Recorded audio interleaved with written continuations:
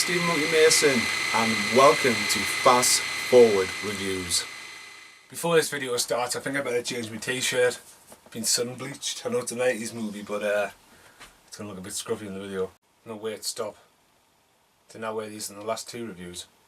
I've had to explain this to somebody in real life. They've demanded the ones what's missing in between.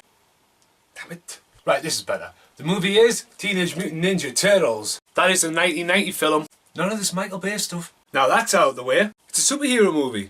No, seriously, Turtles' origins are from comic books, remember? It's a revenge story, an action movie. It's a movie about pizza. It's a comedy. And apparently, it's a family movie. Boy, did they get that wrong when that first came out. The year 1990. I would have been 7. And I got to see this at the pictures when I was 7, which was awesome. Now, as you can see, I'm a massive fan of the Turtles, and particularly Donatello. And here's my... Well, it's real this time. It's not me in a suit. Bit weird. So anyway, I'm a massive fan of the Turtles ever since I was a kid. Based on the iconic characters by Kevin Eastman and Peter Laird. Laird? Did I get that right? It's written there. Whoa! Two cool dudes, man. Now let's nolly. It's on for 1 hour and 27 minutes. Pretty short, but again, this was aimed at kids. This movie is directed by Steve Barron, starring Judith Hogg, Ellis Cortez, Josh Pearce, Michael N. Sissy, sorry, Leif Tilden, David Foreman. By the way, these were meant to be Leonardo and Donatello, but the people who made these have messed up. See, that one's Donatello, that one's meant to be Leonardo. Josh Parris again, the only guy who played the voice, and the guy in the suit, I think. Brian Tucci, Robbie Rist, and Corey Feldman as the voice of Donatello. Completely lined up by accident.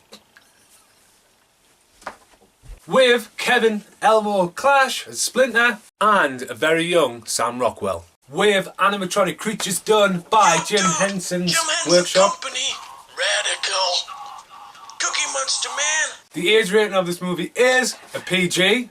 Tagline for this movie is Heroes in a Half Shell, which has changed over the years to Dude, this ain't no cartoon. Which is also changed to this one on the more recent cover one. You've bought the toy, you've seen the cartoon, but this ain't no animation. Dude and dudettes, these turtles are real. Wow, what a long... I swore there. It's a PG, remember?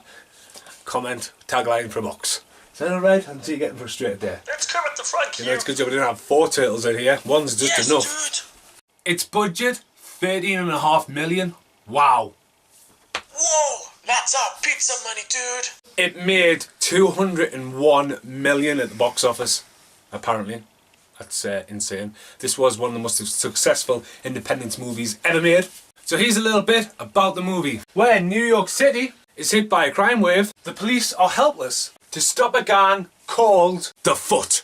News reporter April O'Neil tries her best to get some kind of information, but when she gets in too deep, just like the Laconia song, and almost meets her maker, and I'm not talking about her parents, she is saved by 4 brothers. Raphael, Leonardo, Michelangelo, and Donatello. Donatello. The 4 brothers love pizza. Hey, where's all this pizza gone? They are trained ninjas, and they are Mutant Ninja Turtles. Cowabunga, dude.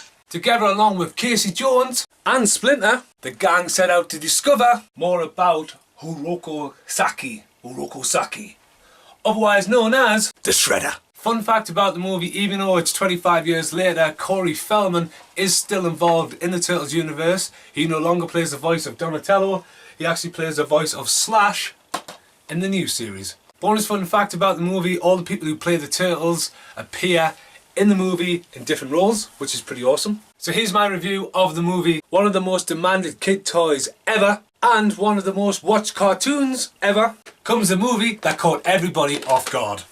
Hey, which way are you flinging your stick? This movie had more in common with its original comic books than it did with the cartoons or the action figures. This movie is so dark in tone.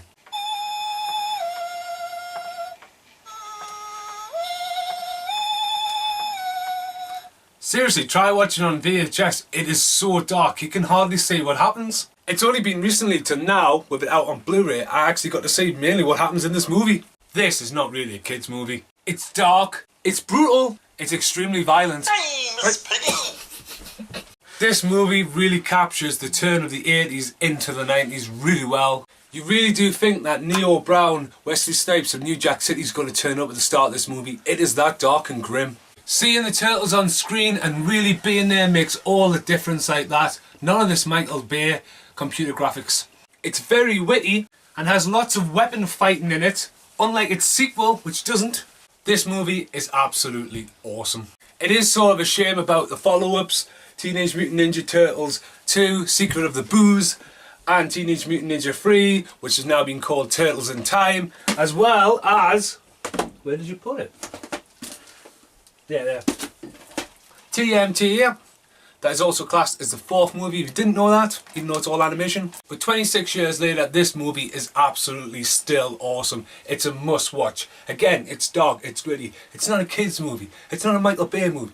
This needs to be seen if you haven't seen it. And also, if you're a big Turtles fan, check out Turtles Power on Netflix. And this, Turtles Forever, which sees the old generation meet the new generation in a hilarious cartoon. So, should you watch the movie? Yes. Should you own the movie? Definitely, even if you do get a little bit carried away by it. How many concept bricks I'm going to give this out of 5? It's going to be a 4. Raphael, Michelangelo, Donatello and Leonardo. I was going to give it 5 concept bricks, but I'll be maybe a bit too biased. It's amazing. I'm sorry. I've been Steve Monkey Mason. That's been Donatello. Thanks for watching. Goodbye. You know what? Should have wore this t-shirt for the Thing video. Not only does it colour match E.T.